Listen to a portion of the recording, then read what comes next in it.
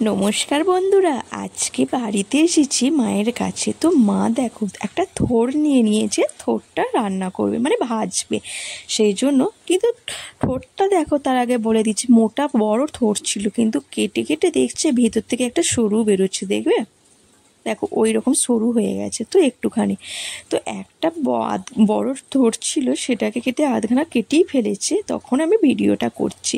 তো প্রথমে গোল গোল করে কাটছে, আর থোরের গা থেকে যে সুতো মতো অংশগুলো বেরোচ্ছে সেটা আমার মা বাঁ হাতে করে সুতোগুলো জড়িয়ে নিচ্ছে আঙুলের মধ্যে। তো এইভাবে থোরগুলো গোল গোল করে কেটে নিয়েছে, সমস্ত থোরটাকে কেটে নেওয়ার পর এবার গোল থোরটাকে একটা দুটো করে নিয়ে তারপর রেখে সরু সরু করে নিচ্ছে। দেখতেই পেয়েছো কেমন করে সরু করে নিচ্ছে। এইভাবে সব থোরটাকে কেটে নিচ্ছে। আর কার কার থোর খেতে ভালো লাগে অবশ্যই বলবে। আমার তো ভালো লাগে, আর থোর অবশ্যই ভালো। কিন্তু কি করব, থোরটা দেখতে বড় কিন্তু ভিতরের এইটুকু অংশ বেরিয়েছে, তাই একটু একটু করে সবাই মিলে খেয়ে নেবো। দেখো থোরের গায়ে অনেক কষ থাকে, সেই কষটাকে বার করার জন্য থোরটা যেহেতু আমি আলাদা করে সিদ্ধ করবে না মা আমার, সেই জন্য থোরটাকে বললো ধুয়ে দিতে। তো আমিই ধুলাম।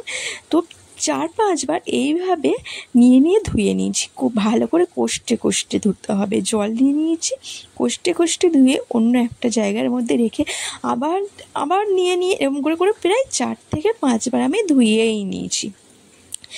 4 থেকে 5 বার ধুয়ে নেওয়ার পর দেখতেই পেয়েছো শেষবারের মধ্যে এবার তুলে নিচ্ছি একটা জায়গার মধ্যে। এবার তুলে নেওয়ার পর মা এখানে এসে একটুখানি সামান্য নুন দিয়ে দিল। তো নুন দিয়ে ভালো করে মেখে নিল। তো মেখে রেখে দেওয়ার পর থোরটাকে অনেকক্ষণ ধরে কষতে নিচ্ছে।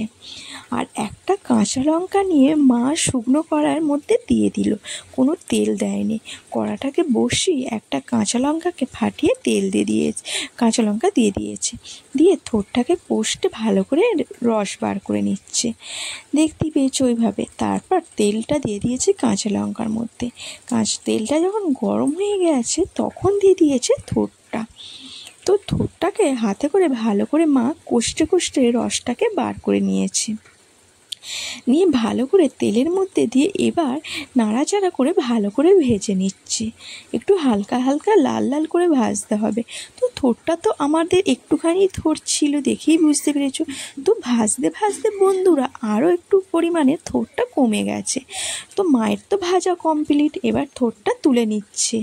তো থোর ভাজা খেতে কার কার ভালো লাগে অবশ্যই বলো। ভালো লাগলে লাইক কমেন্ট আর শেয়ার করো।